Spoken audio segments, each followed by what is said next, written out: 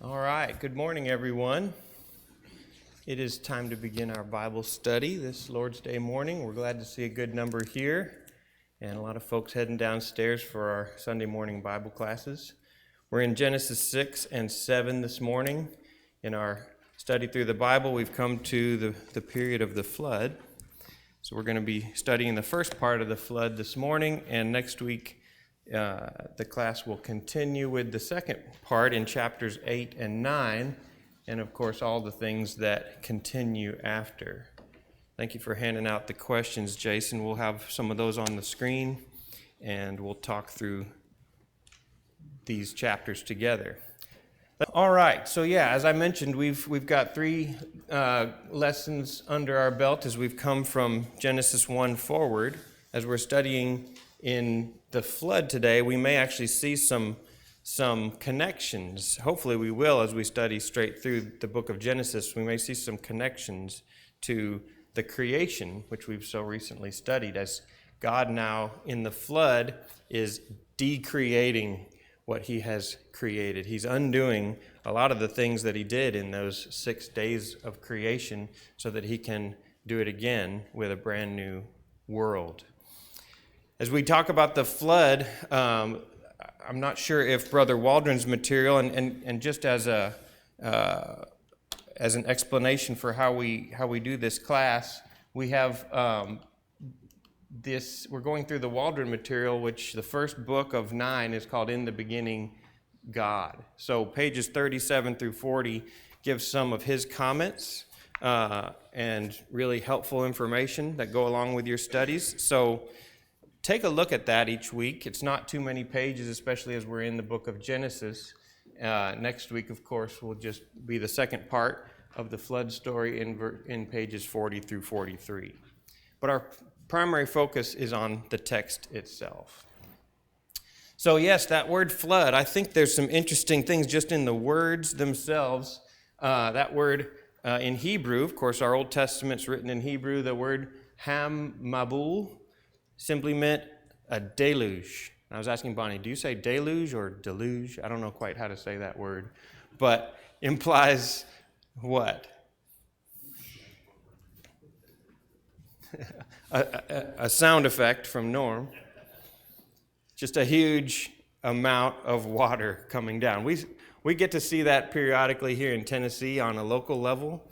I think one of the towns in Middle Tennessee got 7+ inches of rain this week, but not like this, right? We've seen some towns that literally got washed away in flash floods, but this was something significantly different. And we'll talk about the evidence for a global flood versus a local flood.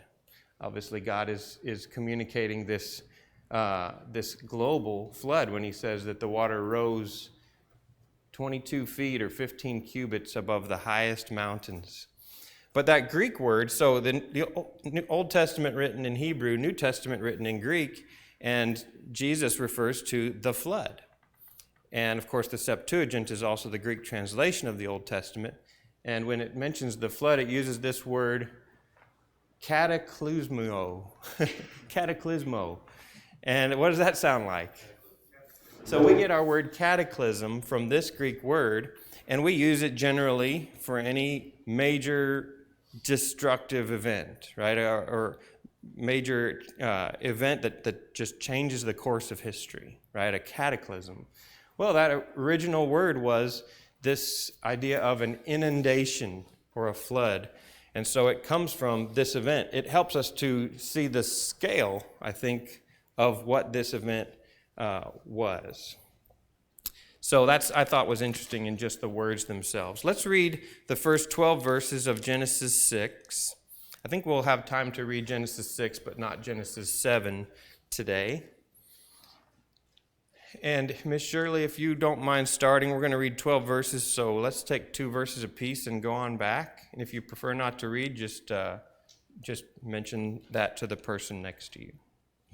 It came to pass when men began to multiply on the face of the earth, and daughters were born to them, that the sons of God saw the daughters of men, that they were beautiful, and they took wives for themselves of all whom they chose. Then the Lord said, My spirit shall not abide in man forever, for he is flesh, and his days shall be 120 years. The Nephilim were on the earth in those days, and also afterward, when the sons of God came into the daughters of man, and they bore children to them. These were the mighty men who were of old, the men of renown.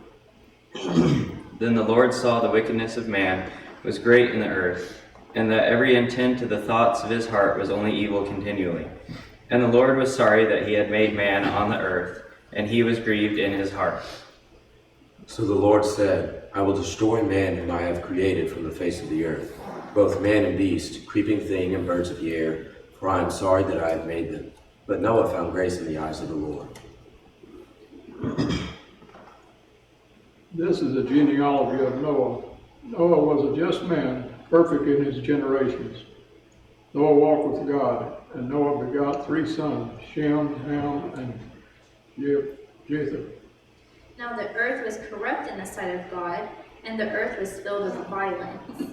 God looked on the earth, and behold, it was corrupt, for all flesh had corrupted their way upon the earth. All right, thank you. So I asked you the question, and we'll use these to guide our discussion. Describe God's assessment of his creation in the days of Noah. What'd you put down? Francis? Genesis 6:5, and the Lord saw that the wickedness of man was great in the earth, and in every intent of their thoughts of his heart, only evil continually. That's pretty significant to put those 3 words together, only evil continually. That's extreme, right? God saw that this was a complete, they've gone all the way to the end, right? The end of where man can go, all the way to where it's consuming their minds. Where did some of this begin in the Genesis narrative? Man, evil of man. Right. How did we get to this point? He started out by creating an Adam and Eve and giving them one simple rule: don't eat from this tree. And here we are, days of Noah. Everyone is only evil continuing. Erica? Well, last week we had studied about the genealogy of Cain and the legacy that grew from him. The evil legacy that grew from him. Right. Of course, Eve was deceived, and Adam says he was not deceived, may have chosen simply to disobey God. And then his son chooses to go even farther by simply killing his brother because he was envious of his righteousness. And so then that starts to permeate the earth, right? Because the descendants of Cain, we come to this story of Lamech in chapter 4. And I wasn't here in last week's class, so we were out of town. Of course, what did man fill the earth with? It filled the earth with violence, right? Interesting, because had God told man to fill the earth? Yes, that's what he expected, but he had filled it with wickedness, with violence. And violence, of all the things, right? You might think, well, maybe God's going to destroy the earth because it's filled with sexual immorality or any of the different things that are so prevalent today, but specifically violence. And that's where Cain got us started. And then what did we see with Lamech in chapter 4? There's 2 Lamechs in this story. You have to be careful to keep them straight. One's Noah's father. The other is this descendant of Cain. So Genesis chapter 4, how does the story of Lamech illustrate what had happened on the earth? Norm? It was pride in his effective violence. I mean, he was really good at it, and he was proud of the fact that he was. And again, it's kind of that old animalistic nature comes out. The survival of the fittest, the might makes right. All of those horrible attributes that bring out, that dampen the spiritual, bring out the physical. Right. That's right. In Genesis 4, verse 23, Lamech said to his wives, he had taken 2 wives, which shows an even further departure from God. And And he says, Ada and Zillah, listen to my voice, you wives of Lamech, give heed to my speech, for I have killed a man for wounding me, and a boy for striking me. If Cain is avenged sevenfold, then Lamech 77-fold. What do you see in Lamech's boast here? Arrogance. Should you kill a man for wounding you?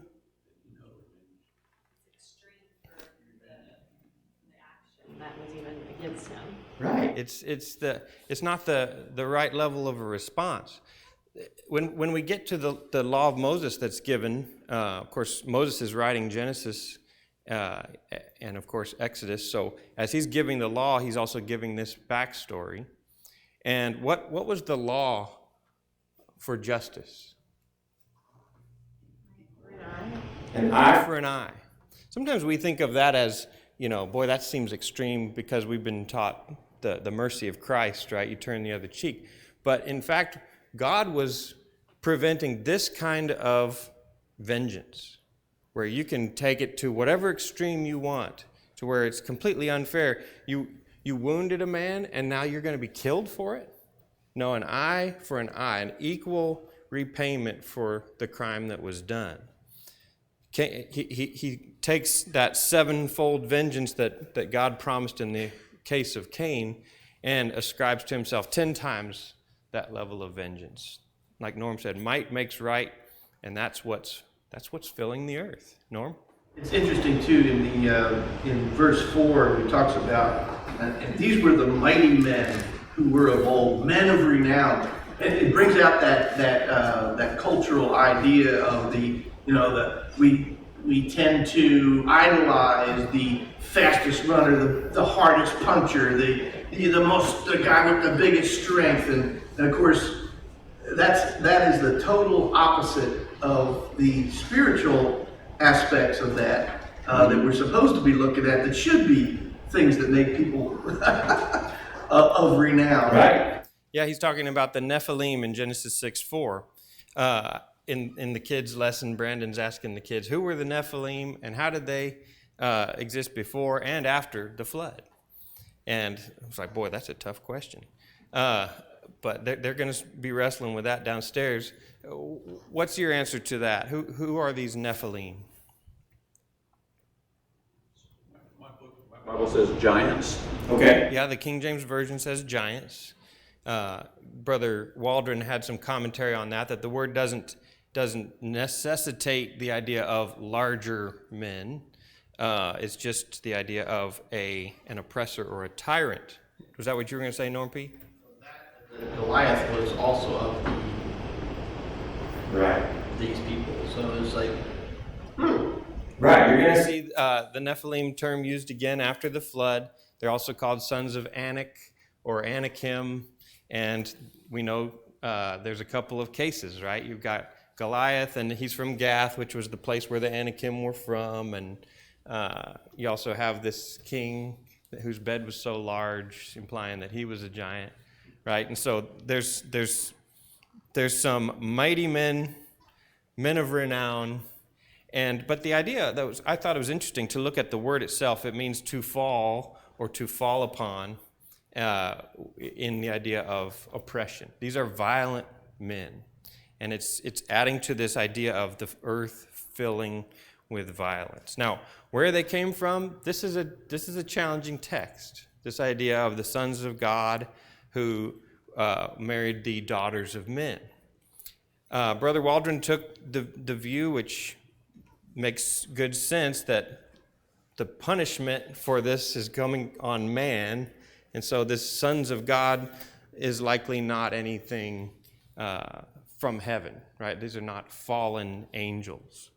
So the other view is, of course, that these are angels who did not keep their abode, but were tempted and came and actually took women and produced a race that was slightly different. So that question of, well, how could that have persisted after the flood? How could there still be Nephilim if everybody but Noah and his family died? Any thoughts on that, Norm? I Looked at as a characteristic, a description of the behavior as opposed to the genetic makeup of. So we know only people from Seth, survived because I mean that one family. Although we don't know where the wives came from. Exactly. That's true. You have, of course, the 3 sons of Noah were from their parents, but you have the other 5 who all have a unique set of DNA, and we don't know if they, of course, all mankind comes from these 8 souls. So all the variation you see on the planet today came from their DNA. So that right there should squash any racism, thinking that one group is somehow superior to another. No, we all come from Noah and his sons. But there was some DNA there for some significant variation, right? You've got some cultures that are very short, some that are very tall. And so, yeah, you could have had giants from that group of 8. Norm P? Our DNA today is damaged. We have damaged DNA. Our DNA strands have blocks in them that make no sense genetically. But these people, at the beginning, had perfect DNA. I can't imagine how amazing it would have been to have been Adam and Eve, and their children could have been any version of human being we've ever seen and witnessed. But that was a real possibility. That all of those combinations were whole, without any damage, without any holes in them. They were full and complete human beings, a DNA strand that was completely and utterly undamaged because God made it. And these people are descendants of that. And so, until you get to the part where following the flood, and the thing that actually damages our DNA continuously over time, the sun, had a greater influence on the earth, I think it's totally possible that all of these people on the earth had the capacity to have any type of child that is possible within the human race. And so from the 8 people, it's like, oh, how can 8 people have the whole genetic code? They each had the whole genetic code. It was undamaged. Yeah, perhaps not selectively bred, right? So it's kind of the same principle that we'll get to with how do all the animals fit on the ark? Well, the scientists today look at every specific breed and would expect that to all fit on the ark when in fact every dog that you see comes from the wolf. And so you have 2 wolves on the ark and you've got that kind covered, just like God says to bring 2 of every kind. So same idea with mankind and DNA. Going deeper into genetics than I intended to. So this phrase sons of God, though, just to make one more comment on that, the reason why some say, well, that's got to be fallen angels is because the phrase sons of God in the Old Testament always seems to refer to spiritual beings in heaven. But most of those other uses are in the book of Job, where the sons of God come and present themselves before God in heaven. Romans 8 and verse 14 is why I think that we can understand that to be men.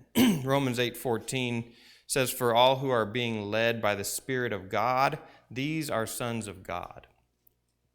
And so that is a New Testament explanation of the term that we don't see in the Old Testament, but that principle, those who are being led by the Spirit of God, these are sons of God, that's why it can make sense to me that these are the descendants of Seth.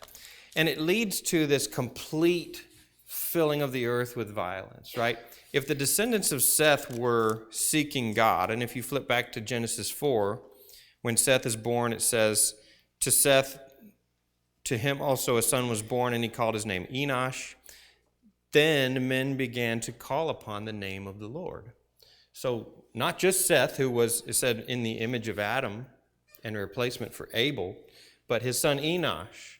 And that's when things start looking up, right? There is a line of good men who are calling on the name of the Lord or wanting to follow the Spirit of the Lord. Our next question kind of relates to that. Question 2 is, how is Noah described in contrast to the world around him, and who else in his lineage was noted for their godliness? So tell me something about Noah.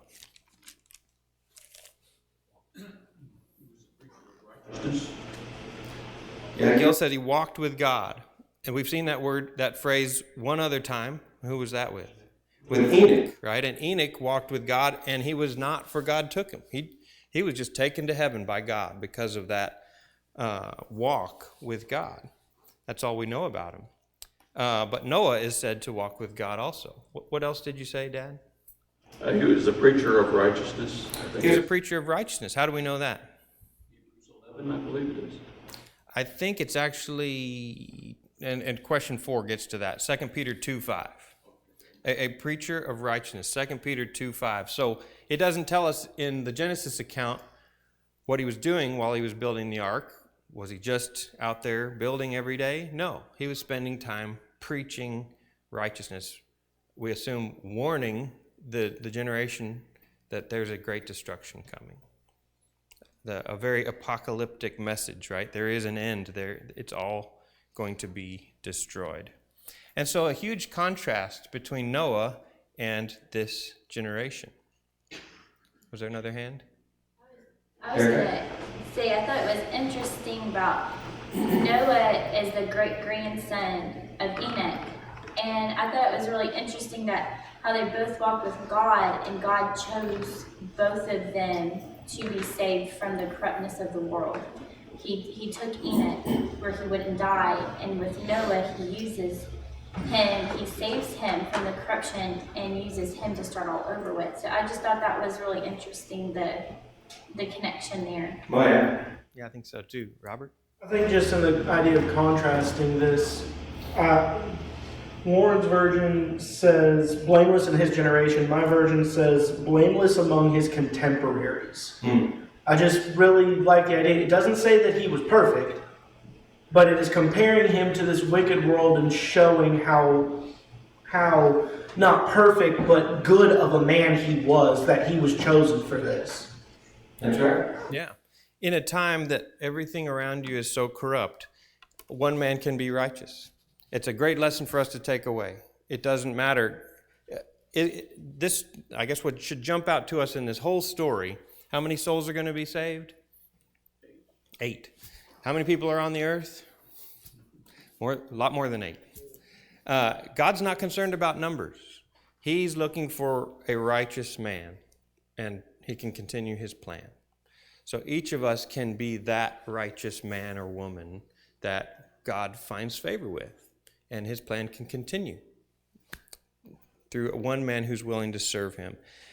I think it's interesting to look at kind of in that time, like when it comes to Noah's righteousness, Noah's knowledge of God. Of course, we don't know if this is the first time God ever spoke with Noah. It's all we know of. But where would he have gotten his knowledge of God? His ancestors. From family, right? You know, because men were living so long on the earth, he lived with his father, Lamech, 595 years.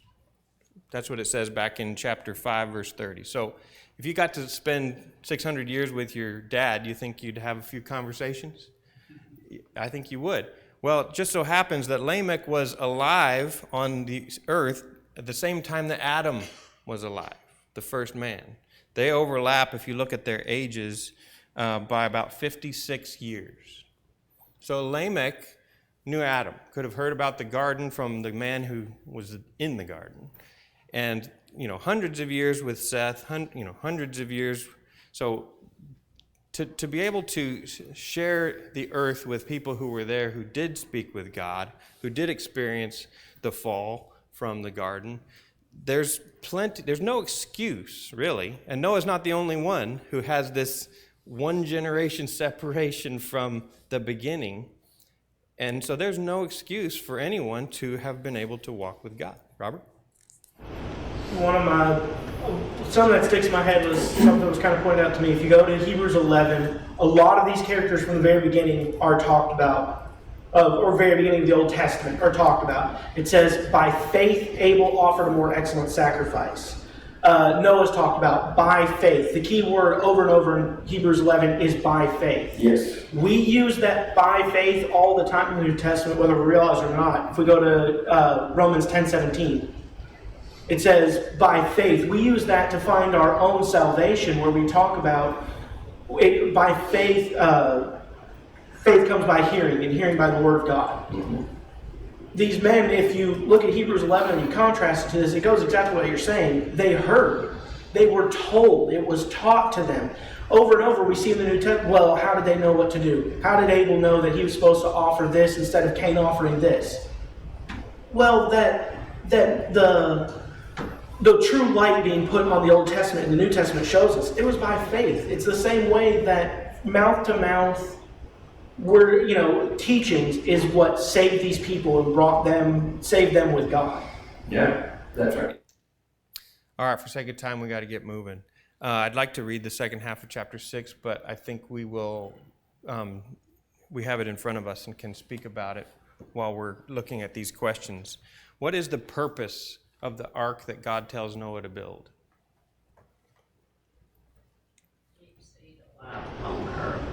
Right. It's to preserve life. There is a destruction coming. He says, my spirit shall not strive with man forever. And it mentions the 120 years. I think the best way to understand that is that he makes that statement back in verse 3 that there's 120 years left.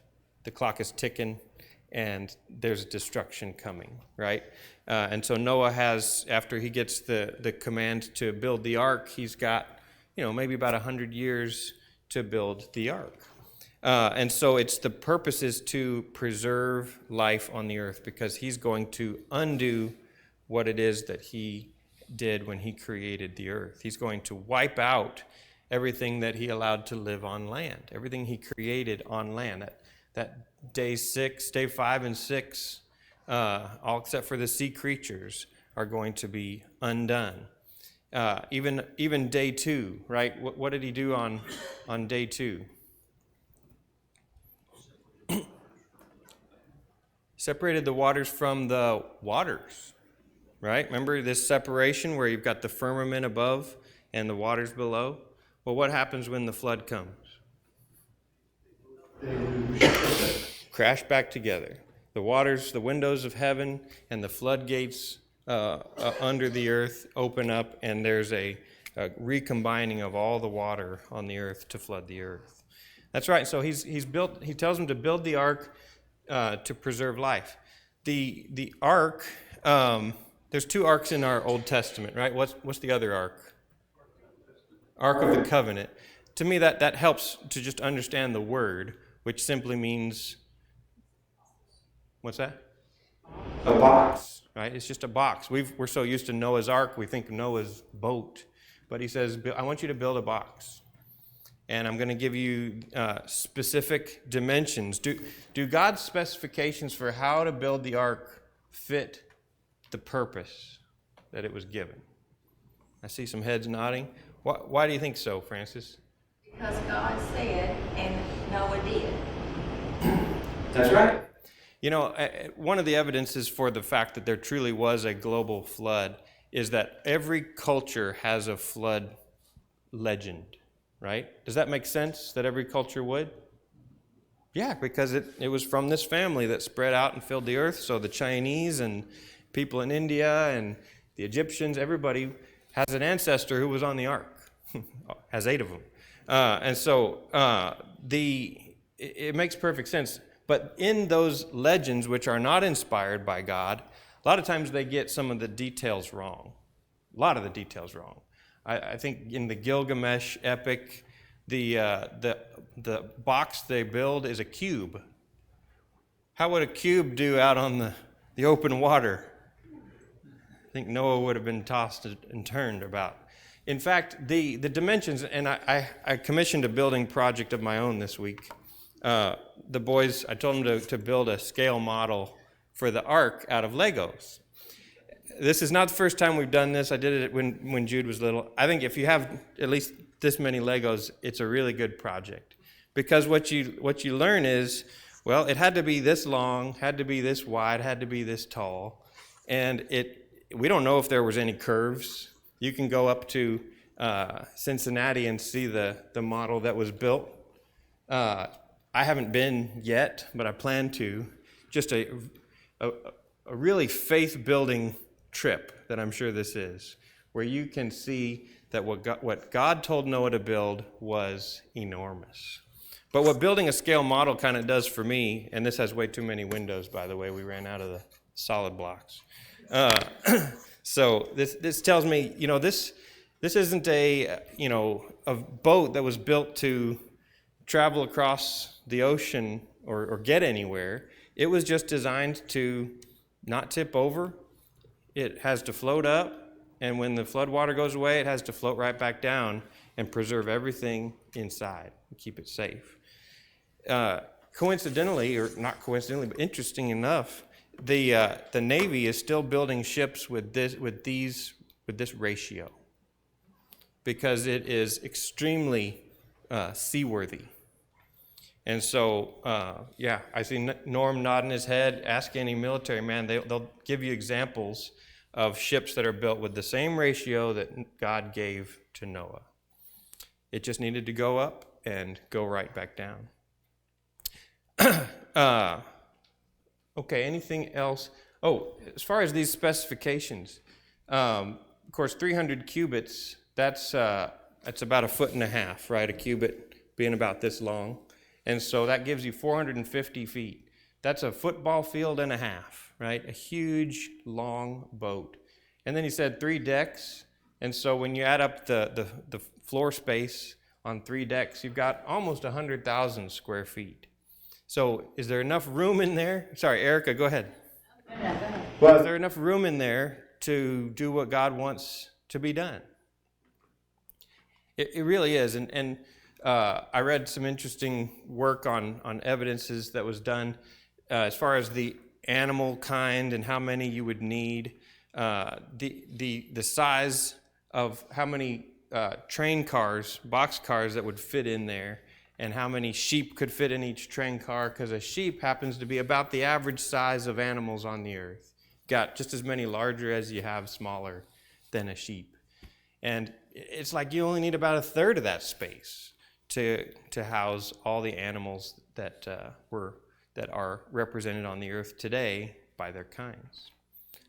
And so that makes sense. There's room for the food, there's room for Noah, and I think all that is very visible when you go to the Cincinnati event. Robert? Another way to look at it, because when you get past about 2,000, 4,000 square feet, we stop thinking in houses and we don't have anything compared to. Yeah. 95,000 square feet is about 2.1 acres. So while it's not massive, if we start to put in acres, we start to understand, okay, that's a pretty decent amount of floor space that you can fit a lot of things in. Yeah, that's true. Erica, did you have anything else? In your question, the specifications of the ark had also made me, I didn't pull it up this time, but just studying this account before, the term gopher wood, we always think of, well, that must have been a species of wood, when the culture back then, the Hebrew gopher was a pitch. And so when you think of the wood, God is telling Noah, use gopher wood. It's equivalent to like our day and age. We build a wooden boat and we put marine finish on it to seal that wood where it's waterproof. So God wasn't just saying, build it out of any wood. I want you to take wood and seal it. So this was a huge project, and we know they were on the ark for over a year. So it wasn't just the dimensions, but God made this also waterproof for them. Right.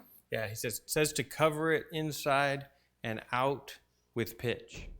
And so that's some kind of a sticky tar substance that would have sealed it up. Probably wouldn't have, we don't know if it would have looked as nice as this, but it would have done the job to keep the water out, people inside nice and dry, for about a year. And we'll see that next week about how long they were on the ark. Question 4, we talked about what else Noah was doing while the ark was being built. He was preaching. So how did the world respond? And I pointed you over to Matthew 24 because Jesus comments on this. What did you get? How did the world respond to his preaching? Francis? Obviously, they didn't listen. Nobody listened. Nobody said, I'd like to go on that boat with you when you get it done. not a single person. Over in Matthew 24, 36 through 39. Dad, would you read that? I'm sorry. Has anybody turned there yet? You want to read that? Norm, go ahead. But of that day and hour no one knows, not even the angels of heaven, nor the Son, but the Father alone. For the coming of the Son of Man will be just like the days of Noah. For as in those days before the flood, they were eating and drinking, marrying and giving in marriage, until that day Noah entered the ark. And they did not understand until the flood came and took them all away. So will the coming of the Son of Man be. All right, so they're not only ignoring Noah, they're continuing right on with the things that they want to do. Marrying and giving in marriage. Imagine if you're saying your wedding vows on the day that it starts to rain, and it's all over. There's nothing else coming after that. There's an end coming. So what was Jesus' point when he refers to this story about the ark? What was his message to us? I heard be prepared. What else? We don't know when the coming of the Son of Man will be. Right. He said, the coming of the Son of Man will be just like the days of Noah. And what did he say about the understanding of the people? What was that? They didn't understand until the flood came and took them all away. There's a world out there that just doesn't understand why we're here this morning. Why are you wasting your Sunday? You could be golfing. It's beautiful outside. They will not understand until, in this time it was the flood, but for them it will be the fire, or maybe it's the sudden death that comes unexpectedly. They will not understand until life is over. And suddenly life can be over. This coming of the Son of Man is something we have to be always ready for, always preparing for. We've got to listen to the preacher who says prepare. And that's what these people did not do. Notice 2 Peter 3. I failed to pull this into our questions. 2 Peter 3, verses 3 through 7. Gil, do you mind reading that for me? Know this first of all, that in the last days mockers will come with their mocking, following after their own lusts, and saying, where is the promise of his coming? For ever since the fathers fell asleep, all continues just as it was from the beginning of creation. For when they maintain this, it escapes their notice that by the word of God the heavens existed long ago, and the earth was formed out of water and by water, through which the world at that time was destroyed, being flooded with water. But by his word the present heavens and earth are being reserved for fire, kept for the day of judgment and destruction of ungodly men. Okay, thank you. These mockers have an idea that things have always been, and so there's really nothing to worry about. There's a lot of prophecies that God makes in the scriptures that we are supposed to believe, take his word for it, because he says it's going to happen in the future.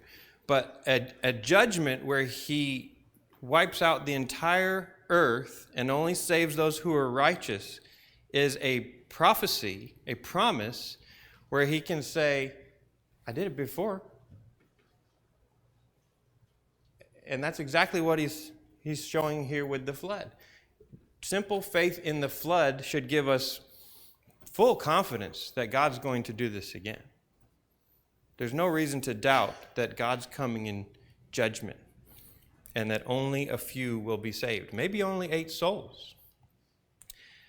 We've got to be like Noah, who was blameless in his generation, and when it came to the instructions to build the ark, how well did he follow those instructions? Genesis 6:22, thus Noah did according to all that God had commanded him, so he did. Could he change something that he just didn't understand, didn't make sense to him? No, there was no I'm going to rationalize doing something slightly different. Noah is remembered for his great faith, like Robert brought up. Question 5, how did his actions demonstrate his faith in God? For sake of time, he served God fully. We're going to see that again in the story with the contrast between David and Solomon. David served God fully. Doesn't mean he was without sin, but he repented when he sinned. But Solomon didn't serve God fully. He served God partially and served some idols as well. And so Noah serves God fully, does everything that God said. And according to the Hebrews 11:7 passage, what was it that motivated Noah to serve God fully? Fear. Godly fear. He was moved by godly fear. And so if we're not serving God fully, we should question our fear of God. We should consider once more who God is. He is the one that can send the flood waters and wipe us all away. And he's going to send fire and wipe all of this away. And that should fill us with fear, because it's not just physical destruction. Then you'll have to face him in the judgment, and there's the second death, and he can destroy our bodies in hell. So how many souls were saved from the flood? That's question 7. I skipped over 6. How many of each animal was preserved on the ark? 7 each of the queen birds and females, and 2 each of the animals that are on. Right. So there's a little more detail than just 2. 2 was the minimum, and the minimum of 2 was the male and its female. But the clean animals they bring on by 7s. I'm not sure if that means 14 total, 7 pairs, or if it was just bring more than 2, bring 7, a mix of males and females. But he brings in animals at least 2. So what should we simply take away from this phrase, male and female, in God's created order? The natural way. And procreation? Was it? Does it say 7 each? Okay. Thank you, Ms. Shirley. Was there another comment about the created order? I heard someone else. Just that it was necessary for God's plan. He couldn't do it with 2 male, 2 female. That male and female, that was the plan. Our world is moving off into foolishness. Professing to be wise, they became fools, thinking that you can have 2 males or 2 females and have anything good come from that. This is God's design. It's seen in the animal kingdom, and it is true for humankind. It was Adam who was alone, and he sees that every animal has its mate, and so God created a mate for him in a woman. So this should go without saying that, yes, the created order is binary, 2 genders, even though the world wants to mock that. Our time's up for today. We'll be studying the second half of the flood next week, so if we didn't get to your specific question, we may be able to get to that next week. Thank you.